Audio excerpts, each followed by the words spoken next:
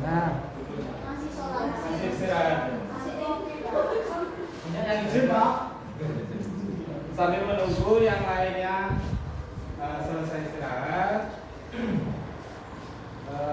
Bapak nanti akan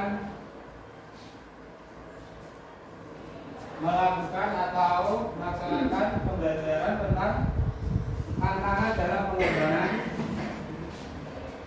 KA, kecerdasan artifisial.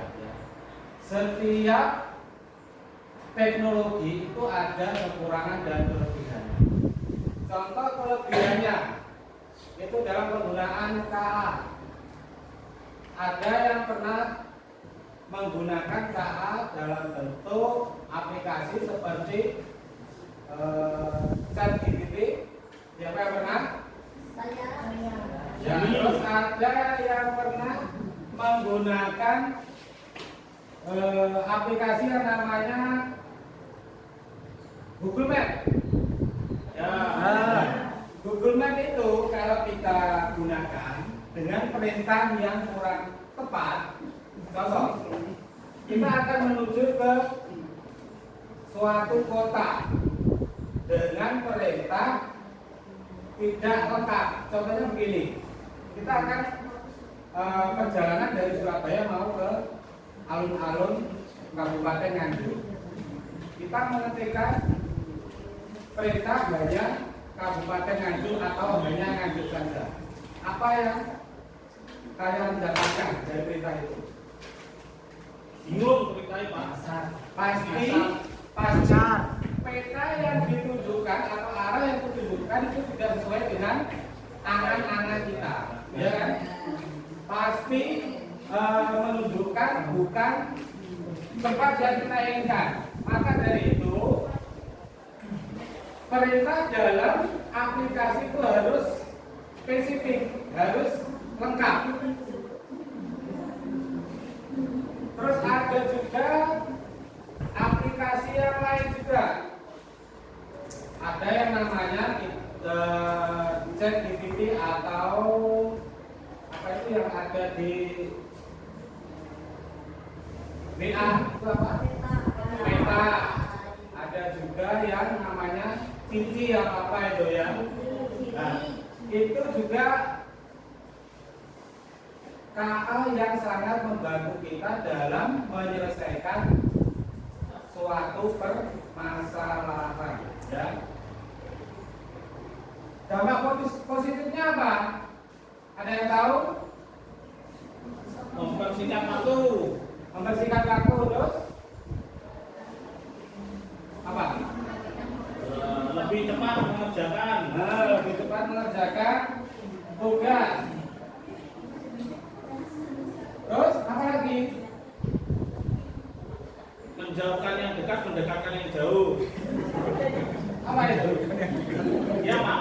Biasanya kalau di warung kopi itu bareng karo kancane tapi Ya, betul. Satu tempat tapi tidak ada komunikasi, lebih asik dengan gawainya. Ya. Itu sisi negatifnya ya. Sekarang kita bahas tentang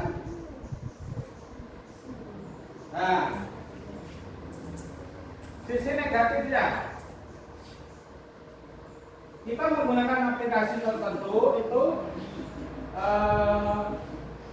atau aplikasi KA atau yang disebut dengan kalau sekarang itu AI. Contohnya itu ada satu tempat, biasanya kan ada sekolah-sekolah yang modern itu setiap ada guru yang lewat itu langsung membuka pintunya. Terus tetapi kalau ada siswa yang lewat itu tidak mau membuka karena sudah program hanya mendeteksi wajah orang dewasa, sedangkan wajah anak-anak itu tidak terdeteksi. Nah, itu kekurangan dari penggunaan KA. Berarti data yang tidak adil atau bias data. Seharusnya anak-anak bisa terlayani dengan baik oleh sistem kita. Tetapi di sini tidak terlayani dengan baik ya. Yang kedua bisa menimbulkan ketidakadilan. Nah ini sebagian kelompok saja yang diakui sistem karena diprogram tadi. Terus menunjukkan bahwa harus dirakit dengan data yang beragam dan inklusif. Itu. Selanjutnya dari kelemahan penggunaan KA, privasi dan keamanan data. Anak-anak sekarang itu banyak yang bermain game online. Itu pasti memasukkan username, password, data pribadi. Nah itu bisa berbahaya dan data bisa dijual tanpa izin ke perusahaan iklan. Lalu yang kedua, identitas bisa digunakan orang lain untuk menipu.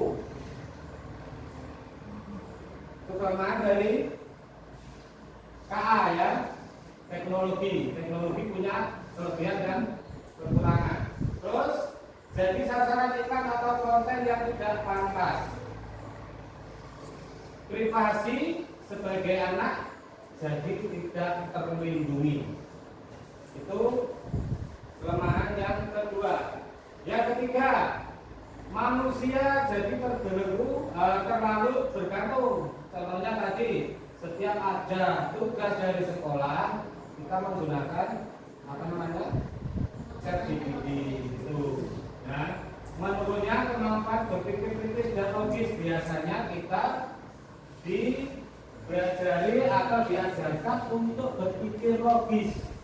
Dengan adanya teknologi, jadi malas berpikir, tergantung pada, nah itu ChatGPT itu semua perintah yang kita perintahkan pada ChatGPT itu bisa dijawab, ya. Terus anak-anak menjadi pasif, tidak kreatif dan malas berpikir. Dari mana? Dari sana. Dari sana mau beli. Terus kesulitan saat teknologi tidak tersedia, misalnya saat listrik mati atau sinyal hilang, itu kelemahannya. Dan kehilangan rasa percaya diri karena terbiasa disuruh atau dibantu mesin. Itu kelemahan dari KA ya, dari teknologi tadi. Selanjutnya, keputusan yang tidak beretika. Dalam memutuskan sesuatu, teknologi itu tidak memandang etika, ya. Orang yang seharusnya dibantu bisa jadi diabaikan. Muncul rasa tidak adil atau diskriminasi. Terus anak-anak atau kelompok tertentu bisa merasa tersisih, dan kepercayaan terhadap teknologi bisa hilang.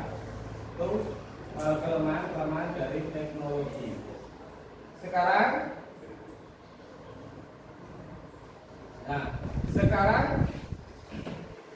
Bapak beri pertanyaan, nanti ditulis di lembar kertas, setelah itu dikumpulkan. Sebutkan keuntungan dari teknologi, ya. Ditulis minimal satu anak menulis 3 jawaban. Silakan.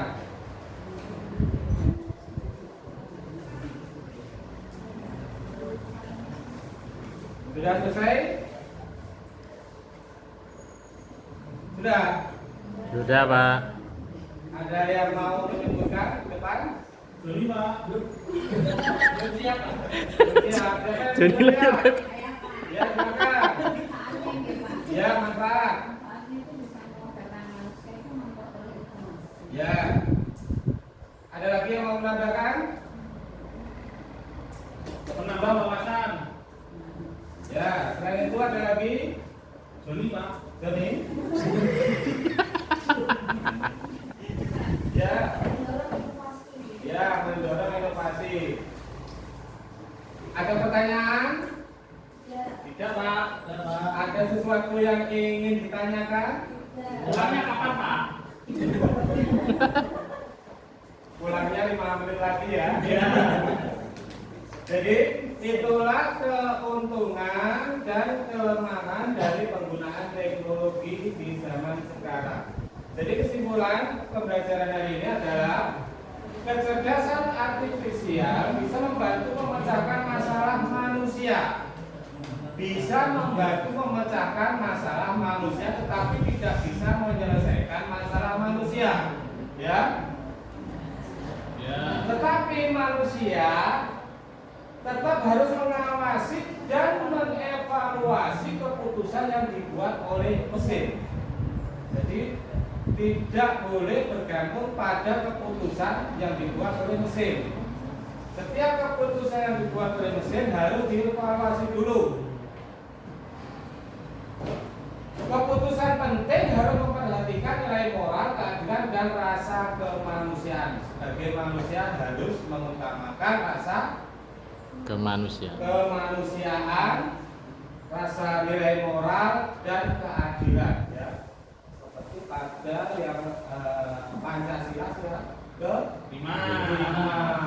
Yang berbunyi apa? Keadilan. Indonesia. Sebelum mengakhiri pembelajaran hari ini, saya beri tugas untuk dikerjakan di rumah, yaitu menuliskan aplikasi yang dapat membantu memecahkan manusia, ya, memecahkan masalah, memecahkan masalah manusia, ya. Jadi tuliskan aplikasi yang dapat memecahkan masalah manusia. Ya, paham ya? Paham. Besok dikumpulkan dan hasilnya nanti kita bahas bersama. Ya, Pak. Sekian dulu dari saya. Apabila tidak ada pertanyaan, saya akhiri. Wassalamualaikum